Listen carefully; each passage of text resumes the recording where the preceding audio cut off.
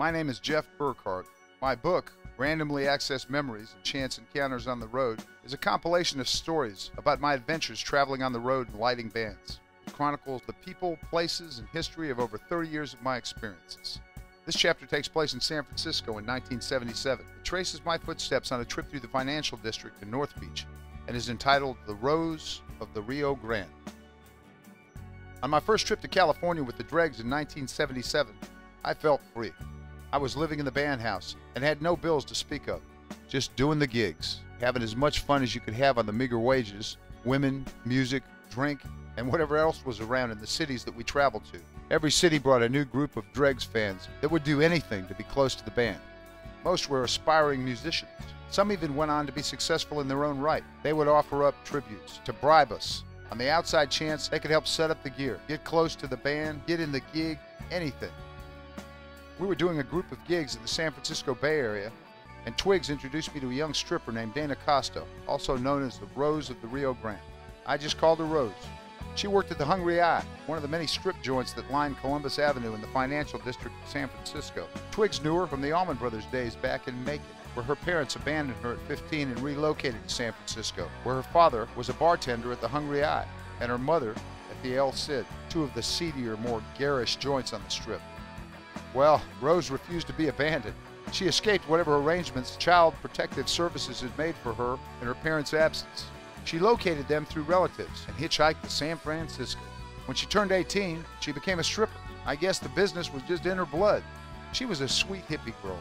She wasn't a man-hater, prostitute, or drug addict, and she didn't fraternize with customers after work. It was just her way of making money, being close to her family. Rose was a real live San Francisco hippie. She loved to listen to the Grateful Dead and take LSD. We were staying at the Financial District Holiday Inn. John Phillips, our sound man, Rose, and I were at the hotel, and an old friend from the Allman Brothers days called. Psychedelic Joe was covered with tattoos and wanted to get into that business, so he had moved to San Francisco to work for the famed tattoo artist Lyle Tuttle, who had tattooed Greg Allman and Cher with a mushroom logo he designed for them. Joe met us in our room, toting his tattooing rig. He was going to put some of his art on my skin. It was a beautiful, warm summer day, and we all had a couple of drinks, so we went up to the pool on the roof of the hotel. Rose reached in her purse and pulled out a tiny vial, pure liquid LSD.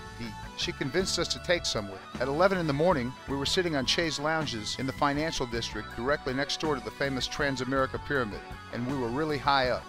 Rose pulled out an eyedropper and put a drop of her pure acid in each of our eyes, and then her own. After about 15 minutes, we began to notice the clouds lap their lips and fan their wings around the pyramid against the backdrop of the blue skies. It was breathtakingly surreal. At some point, we decided we should go to Rose's house at 24th and Church Street, way across town. Leaving the front door of the hotel, we came face to face with the Gateway to Chinatown pagoda facade. We took a right and worked our way up Kearny toward a 3-story modern art mural that adorned the back of a triangular building. We ambled towards Columbus to Jack Kerouac Alley and had a beer at Vesuvio's. Walked through the City Lights bookstore across from the strip joints. Ate Chinese food at one of the great Chinese restaurants nearby.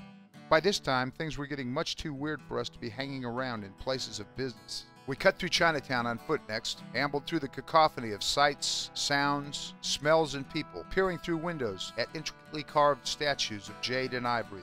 Pigs, ducks, and chickens were swinging on hooks and being dispatched with meat cleavers. We were mesmerized by the street vendors, shoppers, and the endless and clamorous ballet of hustle and bustle. Very strange. We walked and finally boarded a bus. Looking towards the back of the bus reminded me of the scene in the end of the movie The Graduate when Ben and Elaine are on the bus after escaping the wedding party. We got off at Dolores Park and walked the few blocks to Rose's upstairs apartment. It was time for music, dancing, and nudity. From Rose's landing, we looked out towards the Golden Gate Bridge. As night fell, the clouds separated and flew across the sky, collecting on Telegraph Hill.